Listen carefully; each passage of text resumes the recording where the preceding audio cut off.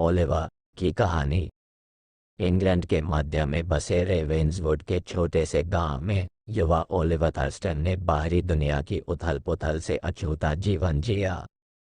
वर्ष 1900 था और अनोखी कुटियाएं और पक्की सड़कें स्थायी शांति में विद्यमान प्रतीत होती थीं। हालांकि शांत मुखौटे ने एक प्राचीन अंधेरे को छिपा दिया जो छाया में छिपा हुआ था, जो बिना सोचे समझे लोगों को फंसाने की प्रतीक्षा कर रहा था।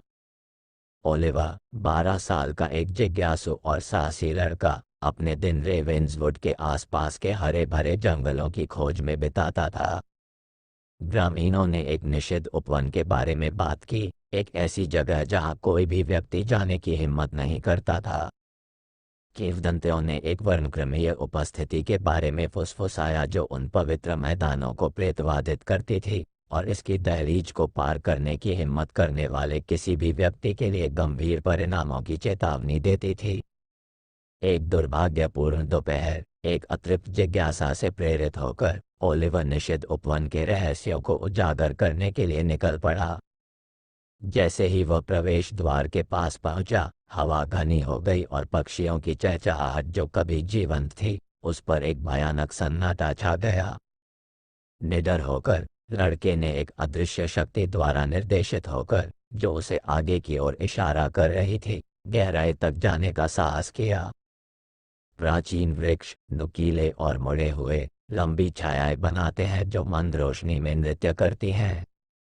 जैसे ही ओलिवर ग्रोव में गहराई तक गया, एक अजीब सी अनुभूति उस पर हावी हो गई। हल्की और अस्पष्ट फुसफुसाहटें हवा में गूंज रही थीं, जिससे उसकी रीढ़ में सिहरन दौड़ रही थी।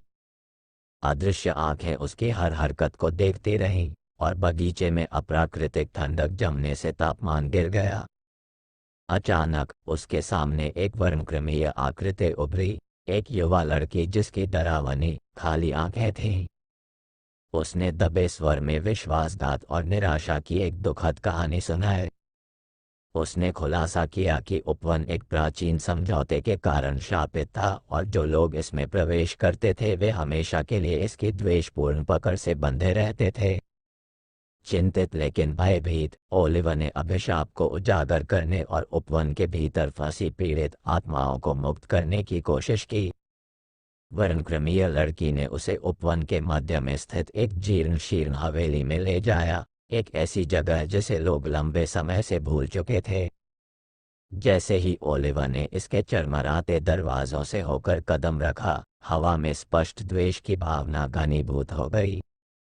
वह हवेली जो कभी भव्य और वैभवशाली थी, अब खंडहर हो चुकी है। धूल से सना फर्नीचर और फटे हुए पर्दे समय बीतने की गवाही दे रहे थे। वर्णक्रमीय लड़की ओलिवर को अंधेरे हॉल से ले गई, हर कदम सदियों के वजन से गूंज रहा था। ऐसा लग रहा था जैसे परछाइयां जीवंत हो उठी हो, भीतर व्याप्त निराशा के भयावह जश्न में नृत्य कर रही हो। एक भूले हुए कक्ष में ओलिवर को एक पुराना जर्नल मिला जो बीते युग का अवशेष था। इसके पन्नों में लॉर्ड पर्सिवर रेवेंसवुड और लेडी इसाबेला थॉर्नफील्ड की दुखद प्रेम कहानी का विवरण दिया गया है, जिनके निषिद्ध प्रेम के कारण एक दूसरी दुनिया की ताकत के साथ समझौता हुआ। अभिशाप ने उनकी आत्माओं को उपवन में बांध दिया, जिससे उनकी पीड़ा अनंत काल तक बनी रही। अभिशाप को तोड़ने के लिए दृढ़ संकल्पित, ओलिवर ने हवेली के रहस्यों की खोज की। वर्णक्रमीय लड़की और जर्नल में गुप्त प्रविष्टियों से प्रेरित होकर उन्होंने छिपे हुए मार्ग और लंबे समय से भूले हुए अनुष्ठानों को उजागर किया। जैसे ही वह रहस्य के केंद्र के पास पहुंचा, उपवन के भीतर की द्वेषपूर्ण शक्ति ने जवाबी हमला किया और उसे रोकने के लिए अलौकिक भयावहता की झड़ी लगा दी। जैसे ही ओलिवर हवेली की भूल भुलैया की गहराइयों में गया, प्रेतवादित भूतों और अलौकिक फुसफुसाहटों ने उस पर हमला कर दिया। परछाइयां विचित्र रूपों में बदल गईं और विकृत हो गईं, और हवा एक अलौकिक ऊर्जा से स्पंदित हो गई। फिर भी एक दृढ़ संकल्प से प्रेरित होकर ओलिवर ने आगे बढ़ते हुए अभिशाप के स्रोत का सामना करने का दृढ़ निश्चय किया। हवेली के तहखाने में ओलिवर ने फीके प्रतीकों और प्राचीन रूनों से सजे एक लंबे समय से खोए हुए कक्ष को उजागर किया। फटे कपड़ों में लिपटी एक वर्णक्रमीय आकृति साकार हुई, लेडी इसाबेला थॉर्नफील्ड का भूत। रोते हुए उसने उन दुखद घटनाओं को याद किया जिनके कारण अभिशाप हुआ, और उस पीड़ा से मुक्ति की गुहार लगाई जिसने उसे बांध रखा था। जीवन में लेडी इसाबेला की विश्वास पात्र होने वाली वर्णक्रमीय लड़की ने शाप को तोड़ने के लिए एक अनुष्ठान के माध्यम से ओलिवर का मार्गदर्शन किया। जब वह प्राचीन पत्रिका से मंत्रों का जाप कर रहा था तो मोमबत्तियां टिमटिमा रही थीं, जिससे शापित प्रेमियों को बांधने वाली अलौकिक जंजीरों को तोड़ने के लिए रहस्यमय शक्तियों का आह्वान किया गया। जैसे ही ओलिवर के शब्द कक्ष में गूंजे, उपवन का ढांचा कांप उठा।